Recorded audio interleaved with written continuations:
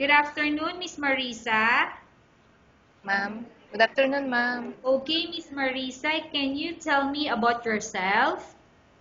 My name is Marisa Espiriti. I'm 27 years old.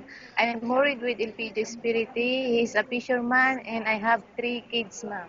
Okay, I have few questions for you to answer, so let's start. Why do you want to work as a maid? Because I want to earn money to support my family and my children, ma'am. Okay, why you choose Malaysia when there is a lot of other country? Because employers are good, ma'am. How are you qualified for this job? Hardworking, ma'am. May I know what is your education level is? High school graduate, ma'am. What is your recent experience? Housemaid, ma'am.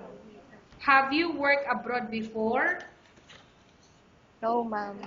Do you have experience of taking care of baby? Yes, ma'am. And whose baby you are taking care of? My children, ma'am. Okay. What about elder? Do you have experience taking care of an elder? No, ma'am. But are you willing to take care? Yes, ma'am. I'm willing, ma'am. Okay. Do you have any other special skills? Yes, ma'am.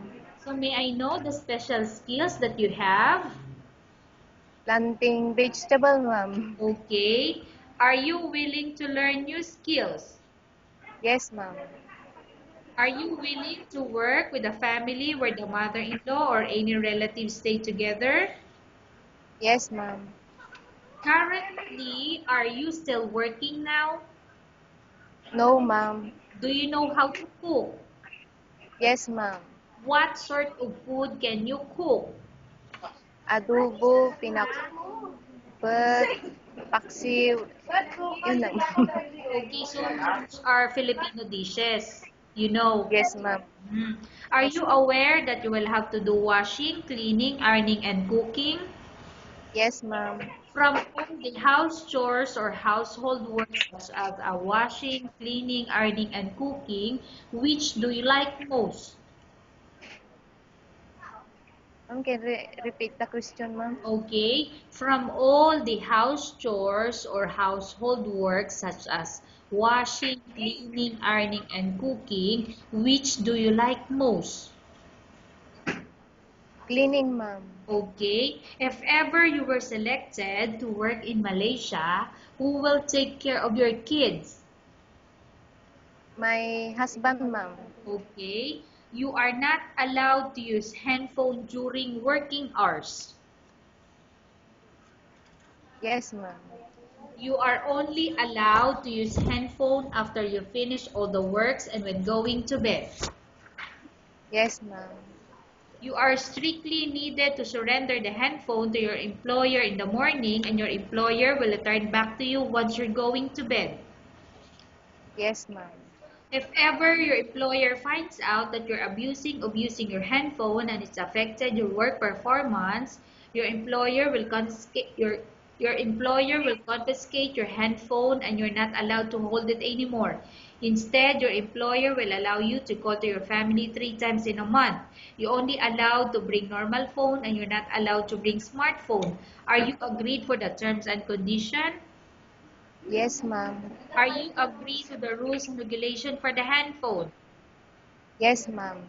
How many years is the contract as you agreed and understand? 2 years, ma'am. Can you describe for me your ethics or your attitude? I am a good person, ma'am, and honest, ma'am.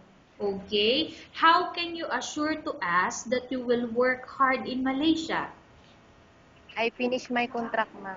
Okay. Can you promise not to use the telephone without the permission of your employer? Yes, ma'am.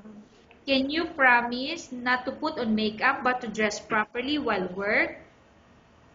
Yes, ma'am. Can you promise not to invite friends and relatives without the consent of your employer? Yes, ma'am.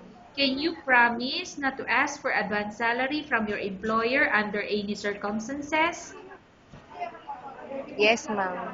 Do you really understand of the rules and regulation of the agency? Yes, ma'am. Do you pay any placement fee for you to come to Malaysia to work as a maid? No, ma'am. Do you have any history of sickness, example breast cancer or any other illness? No, ma'am. Do you suffer from any skin diseases, allergy or physical defect? No, ma'am. Have you suffered from any serious illness? No, ma'am. Have you undergone any operation? No, ma'am. Are you medically fit? Yes, ma'am. Are you in any medication? No, ma'am. Are you allergic with any food? No, ma'am. Are you prepared to work for the employer of any race?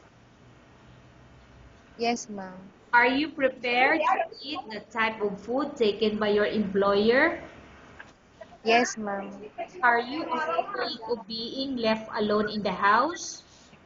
No, ma'am. Are you afraid of dogs or other pets? No, ma'am. Can you promise to work according to instruction from your employer? Yes, ma'am. Do you have any immediate family working in Malaysia? No, ma'am. Okay, Miss Marisa, we have finished our question section. Let's go to case study. I have a case study for you and I want you to answer me truthfully. Upon arrival in Malaysia within 6 months, if ever any of your family members pass away, what will you do? Will you continue to work till finish your contract or you will go back? I finished my contract, ma'am. Tell us about yourself and why do you want to work in Malaysia as domestic helper? My name is Marisa Espirite. I'm 27 years old. I'm married with Elpidio Espirite and I have 3 children, ma'am. I want to earn money to support my family and my children, ma'am. Okay, Miss Marisa, what do you want to tell to your employer who watching your video? Ma'am, sir, please hire me. I'm a hard working and I will finish my contract, ma'am. Okay, thank you very much, Miss Marisa. We will update to your agency if there's any selection made by the employer. Yes, ma'am.